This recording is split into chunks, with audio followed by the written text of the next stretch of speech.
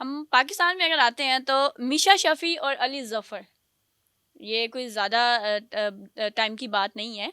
मिशा ने भी इल्ज़ाम लगाया था अली ज़फ़र पे।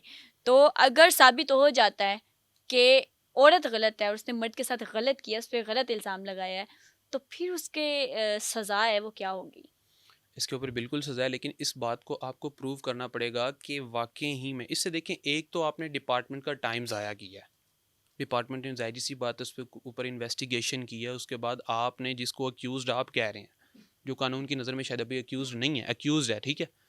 आप जिसको अक्यूज़्ड कह रही हैं, क्या उसने वो वाक़ई में क्राइम कमिट किया भी है या नहीं किया? आपने डिपार्टमेंट का इन्वेस्टिगेशन का टाइम सारा वहाँ पे ज़ाया करवाया। उसके बाद आप कोर्ट में आए, आपने कोर्ट की प्रोसीडिंग्स का टाइम भी वेस्ट करवाया। तो ज़ाहिर-सी बात है इसके अगेंस्ट पनिशमेंट तो अब आपको मिलेगी। लेकिन इस बात को प्रूव करना सम टाइम मुश्किल हो जाता है कि वाक़ई में ये लड़की या ये लड़का झूठ बोल रहा था, या आपने कोई एफआईआर दी, ये एफआईआर पूरी झूठ पे मबनी है। सम टाइम फैक्ट्स आपको नहीं बता रहे होते, फैक्ट्स क्लियरली नहीं बताते कि ये चीज़ झूठ पे मबनी है। ये उसके बाद पता चलता है जब आप इंटेरोगेट करते हैं, आप इन्वेस्टिगेट करते हैं उस मैटर को, अपने तौर पर इन्वेस्टिगेट करते हैं, फिर आपको चीज़ें सामने आना स्टार्ट होती हैं।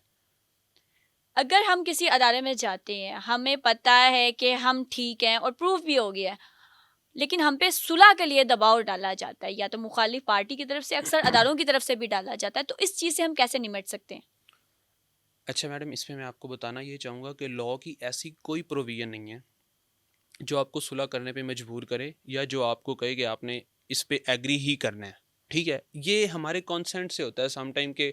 मैं आपको पहले वही बात बता रहा हूँ कि ये सोसाइटी प्रेशर, अब सोसाइटी प्रेशर की बहुत सारी टाइप्स हैं। अब डायरेक्टली सोसाइटी आपको आके ये नहीं कहती कि घर से बाहर नहीं निकलना, हमारे घर की इज़्ज़त तुम ख़राब कर रही हो।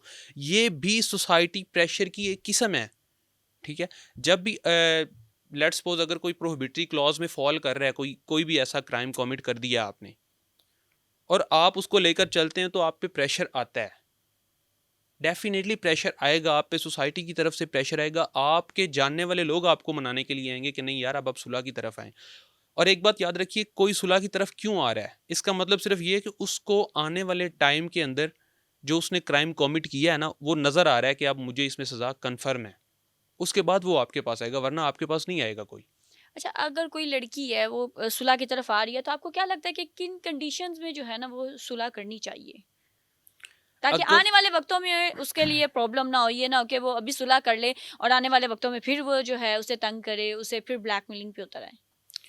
इस बात पे मैं ये कहना चाहूँगा कि अगर तो आप ब्लैकमेल हुई हैं, ब्लैकमेल होने के बाद सुलह करने का कोई जवाज़ नहीं बनता। देखो, एक इंसान को आपकी इज़्ज़त से कोई कंसर्न नहीं है। अगर आज वो अपना कोई कंसर्न शो कर रहा है ना, तो उसके कंसर्न की रीज़न आप नहीं है। आपकी डिग्निटी या आपकी ऑनर बिल्कुल नहीं है। उसका कंसर्न सिर्फ़ उसकी ऑनर और उसकी डिग्निटी है, जो उसको अब तबाह होती नज़र आ रही है। उसको नज़र आ रहा है कि अब मैं फँस चुका हूँ, अब मेरे पास निकलने का कोई चारा नहीं है। और बिल्कुल फीमेल को इस बात पे खामोश नहीं रहना चाहिए। ये चीज़ें एक्चुअल में हमें और ज़्यादा शह देती हैं, स्पेशली ऐसे दरिंदों को जो आपको ब्लैकमेल कर रहे होते हैं।